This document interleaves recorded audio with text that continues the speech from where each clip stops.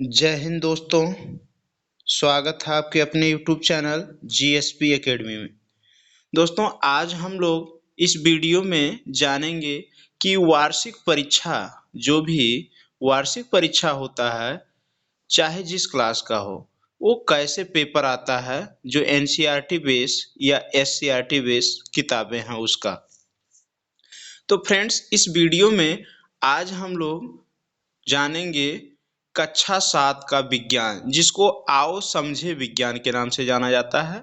जैसा कि ये थंबनेल आप लोग देख पा रहे हैं, वार्षिक परीक्षा 2024 कक्षा 7 विज्ञान, ऐसा ही पेपर आएगा संपूर्ण हल सहित। तो देख पा रहे हैं, ये देख लिया आप लोग। अब चलिए फ्रेंड्स, देखते हैं हम क्लास 7th के विज्ञान का क्या करेंगे। हम पूरा सॉल्व कराएंगे पेपर, देखते हैं।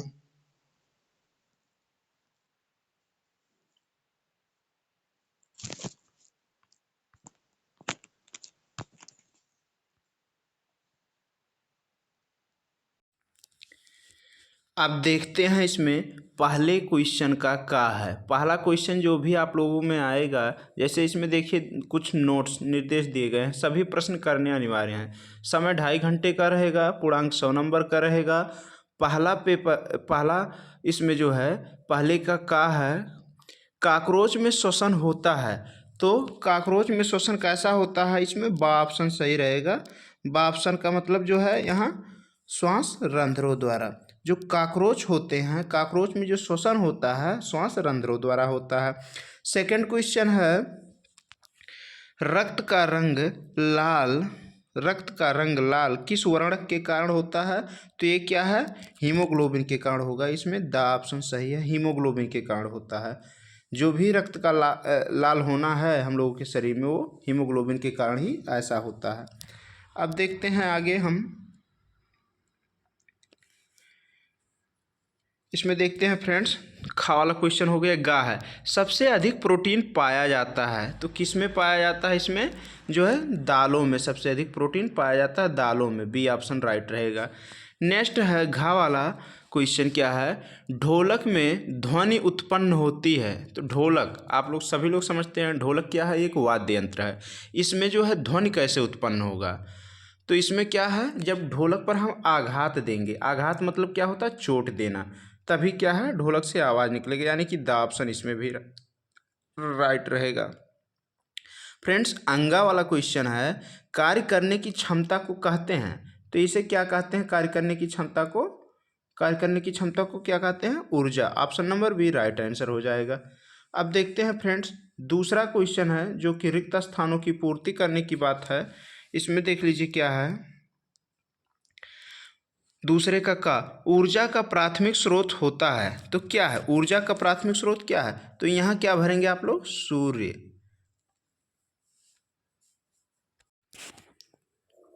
ऊर्जा का प्राथमिक स्रोत क्या है, यहाँ क्या भरेंगे आप लोग, सूर्य। सूर्य हो जाएगा। नेक्स्ट खा है, पटाखे में विस्फोट से ऊर्जा प्राप्त होती है। तो पटाखे में विस्फोट से कौन सी ऊर्जा प्राप्त होती है, ये देख लीजिए। पटाखे में जो है, जो खा वाला है, दूसरे का खा, यहाँ क्या आप लोग भर लीजिएगा। तो इसमें आप लोग भर सकते हैं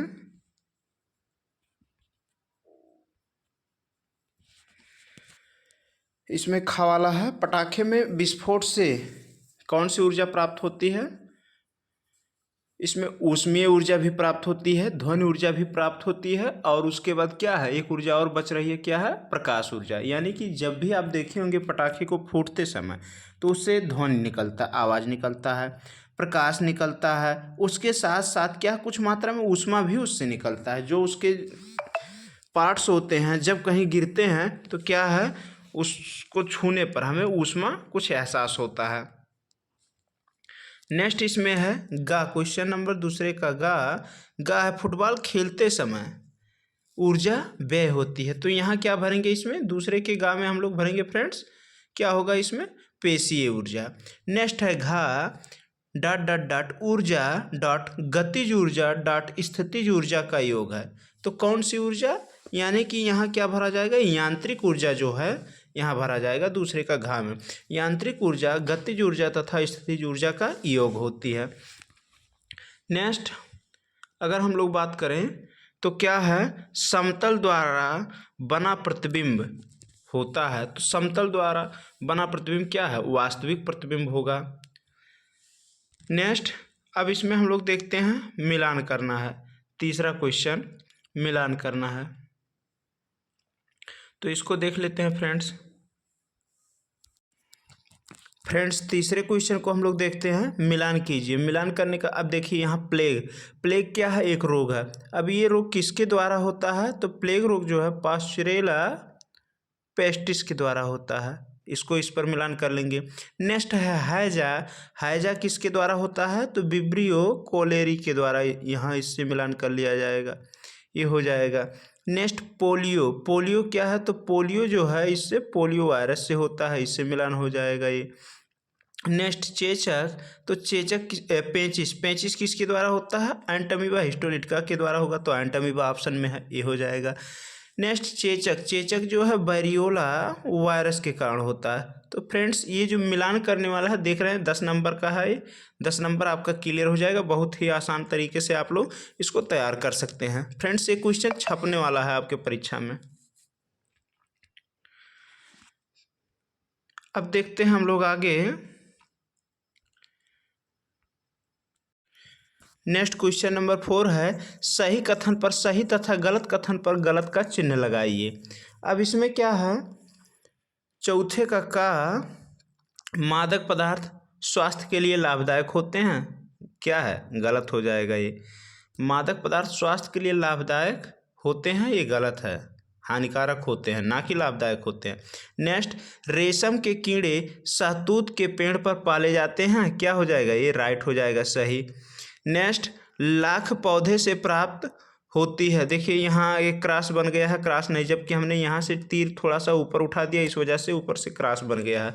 जबकि इसमें चौथे का खा क्वेश्चन क्या है, राइट है, सही है। नेक्स्ट लाख पौधे से प्राप्त होती है, नहीं, ये क्या है, गलत हो जाएगा। लाख पौधे से नहीं प्राप्त होता, बल्कि एक कीट से, जिसका नाम क्या है, टर्कैरिडिया लाका होता है। नेक्स्ट क्वेश्चन चौथे का घा वाला है, कुत्ता घर की चौकीदारी करता है, क्या है, ये राइट हो जाएगा, सही, इस पर टिक लगा लीजिए। नेक्स्ट अंगा वाला है, चौथे का अंगा, सभी जंतु तथा पौधे लाभदायक होते हैं, नहीं, सभी जंतु तथा पौधे लाभदायक नहीं होते, तो ये क्या है, गलत हो जाएगा। कुछ ही जंतु लाभदायक होते हैं, कुछ पौधे लाभदायक होते हैं। अब फ्रेंड्स हम लोग 5वां क्वेश्चन देखते हैं। 5वां क्वेश्चन क्या है, निम्नलिखित प्रश्नों के उत्तर दीजिए। कोई 5 प्रश्न करने हैं, 5 का 20 यानी कि 4 नंबर का है, ये लघु उत्तरीय प्रश्न है, समझ लीजिए। श्वसन किसे कहते हैं, आप लोग श्वसन के बारे में सभी लोग जानते हैं, नहीं जानते हैं तो फ्रेंड्स इस वीडियो को आप लोग अंत तक देखिए, हम श्वसन के बारे में डिफिनेशन भी बताते चलते हैं, जो भी क्वेश्चन लिखने वाला है इसको भी बता देते हैं। श्वसन किसे कहते हैं, तो क्या है, वायु से संबद्ध ऑक्सीजन गैस को अंदर खींचना क्या कहलाता है, तथा कार्बन डाइऑक्साइड को बाहर छोड़ना क्या कहलाता है, श्वसन कहलाता है। या फिर ये कहिए कि भोज्य पदार्थों का जैव रासायनिक ऑक्सीकरण ही क्या कहलाता है, श्वसन कहलाता है। तो 5वें का ये जो है का वाला क्वेश्चन क्या है, कंप्लीट हो गया। इसका आंसर यही है, भोज्य पदार्थों का जैव रासायनिक ऑक्सीकरण ही श्वसन कहलाता है। श्वसन क्या है, मुख्यतः 2 प्रकार के होते हैं, ऑक्सी श्वसन और अनॉक्सी श्वसन, या फिर इसको वायवीय श्वसन और अवायवीय श्वसन के नाम से जानिए। फ्रेंड्स अगर ये पूछा जाए कि मनुष्य में प्रमुख श्वसनीय अंग क्या है, तो फेफड़ा होता है। नेक्स्ट 5वें क्वेश्चन का खा क्या है, क्या कह रहा है इसमें, किन्हीं 2 हानिकारक पौधों तथा जंतुओं के नाम लिखो।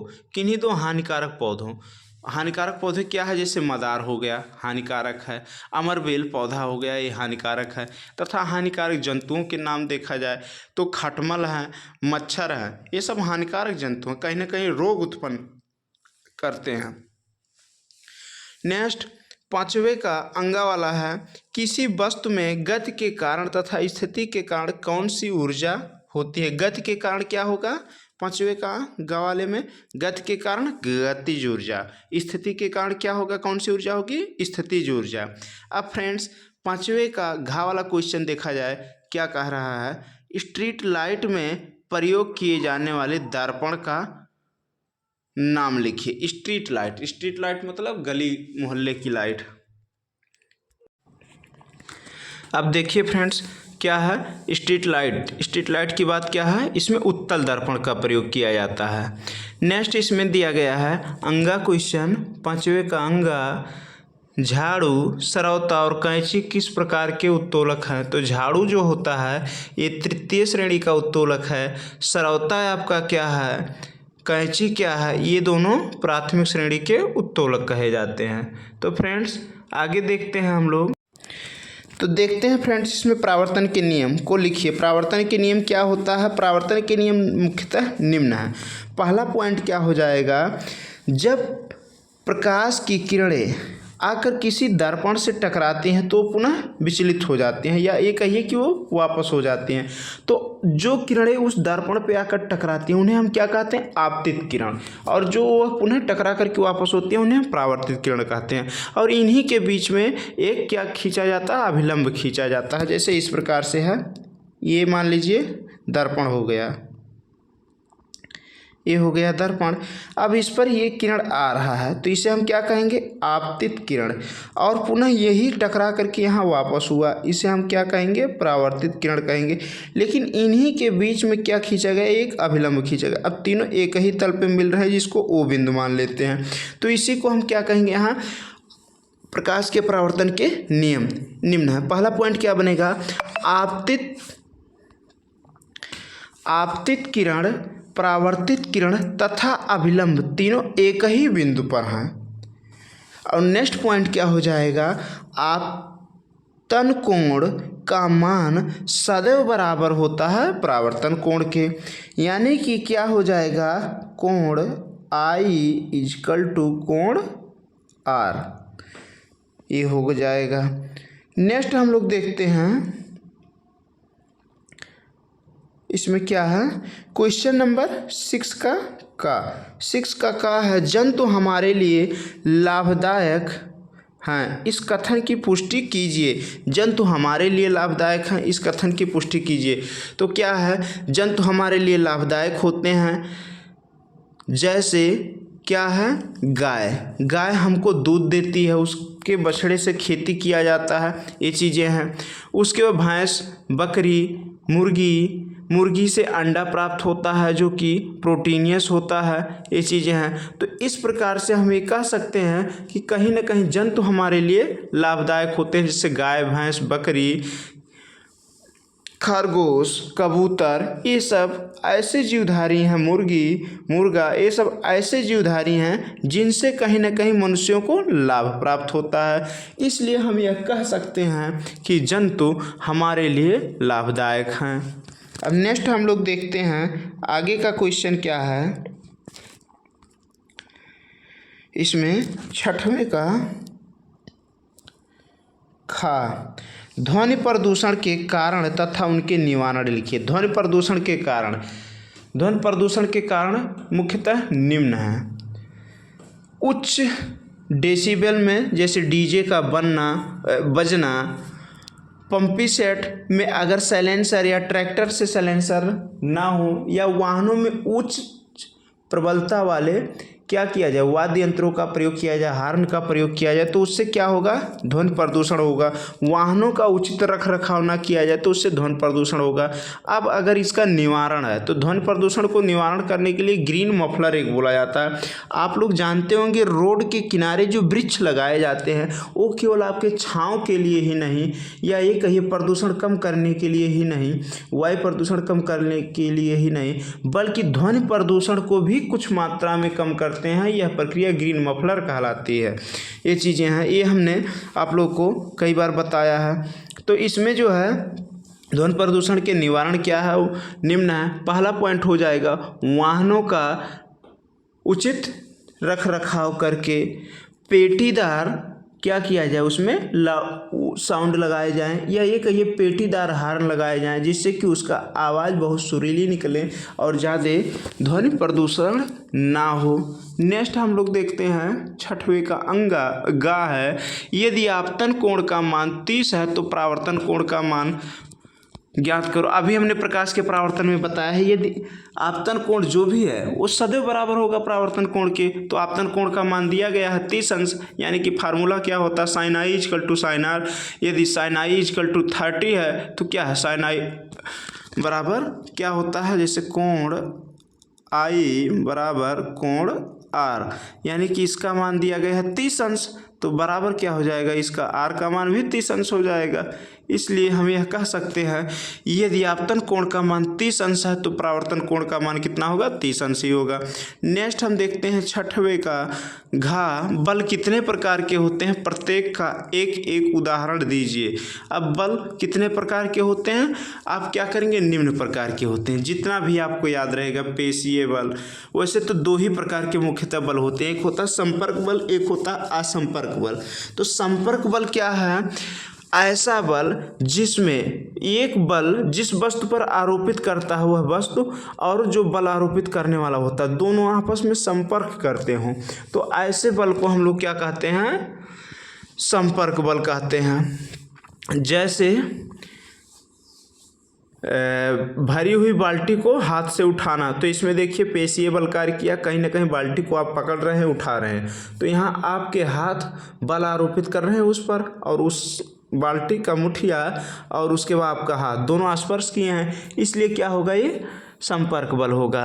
नेक्स्ट असंपर्क बल, ऐसा बल जो क्या होता है, बिना संपर्क किए हुए जो एक वस्तु बल आरोपित करती है और दूसरे पर बल आरोपित होता है, तो दोनों एक दूसरे से संपर्क ना करते हों, बिना संपर्क किए हुए भी क्या है, काम इनमें हो जाता है, वस्तु कार्य करने लगती है, तो उसे हम क्या कहेंगे, या वस्तु की स्थिति में परिवर्तन हो जाता है, तो ऐसे बल को हम असंपर्क बल कहते हैं। जैसे चुंबकीय बल, अब आप चुंबक ले लीजिए एक हाथ में अपने, उसके बाद फिर क्या करिए, कुछ लोहे की कील को ऐसे रख दीजिए। अब चुंबक और लोहे की कील दोनों आपस में ना टच करें, ऊपर से ही चुंबक को अगर आप घुमाएंगे तो क्या होगा, लोहे की कील भी उसी डायरेक्शन में घूमेंगी जिस डायरेक्शन में आप चुंबक को घुमाएंगे। अब यहाँ बल आरोपित हुआ, तो ऐसे बल को क्या कहेंगे, असंपर्क बल, चूँकि दोनों संपर्क नहीं कर रहे हैं आपस में, ये चीज़ें हैं। नेक्स्ट इसमें हम चा वाला देखते हैं, अंगा वाला भी बाकी रह गया। रात्रि में वृक्षों के नीचे क्यों नहीं सोना चाहिए, तो क्या होता है, रात्रि में वृक्षों के नीचे इसलिए नहीं सोना चाहिए क्योंकि वृक्ष क्या काम करते हैं, कार्बन डाइऑक्साइड छोड़ते हैं। नेक्स्ट छठे का चा, किसी एक जीवाणु जनित रोग के लक्षण, कारण, उपचार, बचाव के उपाय लिखिए। तो जीवाणु जनित कई रोग हमने बताया है, हम यहाँ बता देते हैं टाइफाइड। टाइफाइड क्या है, एक जीवाणु जनित रोग है जो कि साल्मोनेला टाइफी के द्वारा होता है। अब इसके लक्षण क्या है, शरीर के तापमान 39 डिग्री से 40 डिग्री सेल्सियस तक हो जाते हैं। उसके बाद क्या है कि हाथ पैर या ये कहिए बदन दर्द, भूख कम लगना और कमजोरी महसूस होना, ये चीज़ें हैं किसके लक्षण हैं, ये जो टाइफाइड रोग है साल्मोनेला टाइफी के द्वारा होता है उसके लक्षण है। नेक्स्ट आगे हम कारक या फिर कारण की बात करें तो कारण इसका क्या हो जाएगा, साल्मोनेला टाइफी हो जाएगा, दूषित जल और भोजन के माध्यम से ये पहुंचते हैं। उपचार इसके लिए क्या है, तो उपचार इसके लिए पहले क्या किया जाएगा, टेस्ट कराया जाएगा कि हाँ टाइफाइड पॉजिटिव है या निगेटिव है, तो विडाल टेस्ट इसका टेस्ट का नाम है। उसी टेस्ट के द्वारा क्या पता चलता है कि टाइफाइड पॉजिटिव है या निगेटिव है। उपचार के लिए आपको क्या करना पड़ेगा, एंटीबायोटिक्स का प्रयोग करना पड़ेगा, जिसके द्वारा क्या किया जाएगा कि और फिर दूषित जल और भोजन को ग्रहण नहीं करना है, इससे क्या है आप बचाव कर सकते हैं। नेक्स्ट या उपचार इसका हो जाए बचाव, दूषित जल तथा भोजन का प्रयोग ना करें, स्वच्छ जल और भोजन का प्रयोग करें, ये चीज़ें हैं। नेक्स्ट अब हम लोग देखते हैं 7वें क्वेश्चन का क्या है, समांतर प्रकाश किरण पुंज, अभिसारी प्रकाश किरण पुंज एवं नेक्स्ट इसमें क्या है बताते हैं आप लोग को हम, अपसारी प्रकाश किरण पुंज। एक चित्र बनाइए, तो इसमें से चाहे समांतर प्रकाश किरण पुंज का चित्र बनाइए, चाहे अभिसारी का, चाहे क्या है अपसारी का, हम तीनों का बता देते हैं। समांतर प्रकाश किरण पुंज पहले ऐसे सीधी सीधी लाइन होगी, ऐसे एकदम सीधा, इसे हम समांतर प्रकाश किरण पुंज कहते हैं। अभिसारी, अभी मतलब अंदर की तरफ, अगर प्रकाश की किरणें हैं अब वो आ रही हैं तो किसी एक बिंदु पर आकर के मिलती है या मिलती हुई क्या है, प्रतीत होती है। तो इसे हम लोग यहाँ अभिसारी प्रकाश किरण पुंज कहते हैं। ये आकर के एक बिंदु पर मिल रहे हैं, तो इसे हम लोग क्या कहेंगे, यहाँ अभिसारी प्रकाश किरण पुंज, ऐसे जो है। लेकिन अपसारी, अप मतलब ऊपर या फिर बाहर की तरफ। तो जब कोई प्रकाश की किरणें एक बिंदु से चलती हैं तो बाहर निकल कर फैलती हैं या फैलती हुई प्रतीत होती हैं। तो ऐसे प्रकाश किरण पुंज को हम लोग क्या कहते हैं, इसके लिए क्या कहा जाएगा, अपसारी प्रकाश किरण पुंज। ये हो गया, तीनों में से फिगर आप आसानी से बना ले जाएंगे। नेक्स्ट 7वें का खा है, किसी पुष्प का चित्र खींचकर उनके जनन अंगों के नाम लिखो। अब कोई भी पुष्प जो भी आपको याद है, फूल आप देखे हैं तो फूल का आप एक चित्र बना देंगे वहाँ, और उसके बाद फिर क्या करेंगे, उनके जननांगों के नाम लिखना है। तो वैसे फूल के महत्वपूर्ण भाग हमने ऑफलाइन क्लास में आप लोगों को बताया होगा, जो भी बच्चे हमारे ऑफलाइन क्लास में रहते हैं। तो फूल के महत्वपूर्ण भाग, बाह्य दल पुंज, दल पुंज, फिर पुमंग है, पुमंग के बाद जायांग है। तो यहाँ पुमंग ये नर जननांग का प्रतिनिधित्व करता है, यानी कि नर जननांग है। और उसके बाद फिर क्या है, जो जायांग होता है मादा जननांग, अर्थात स्त्री केसर का भाग है। तो फ्रेंड्स, ये वीडियो आप लोगों को कैसा लगा, उम्मीद है आप लोग को बहुत ही अच्छा लगा होगा। अगर अच्छा लगा तो प्लीज़ चैनल को क्या करें, लाइक शेयर सब्सक्राइब करना ना भूलें, और अपने दोस्तों तक अभी ये वीडियो ना पहुंचाए हों तो उन तक भी पहुंचाएं, ताकि वो भी जो भी वार्षिक परीक्षा की तैयारी कर रहे हैं वो इस वीडियो से लाभ प्राप्त कर सकें। फ्रेंड्स, हो ना सके यही पेपर या ऐसे ही पेपर आपके एग्ज़ाम में आए। चलिए फ्रेंड्स, मिलते हैं नेक्स्ट वीडियो में नए टॉपिक के साथ। तब तक के लिए जय हिंद, वंदे मातरम।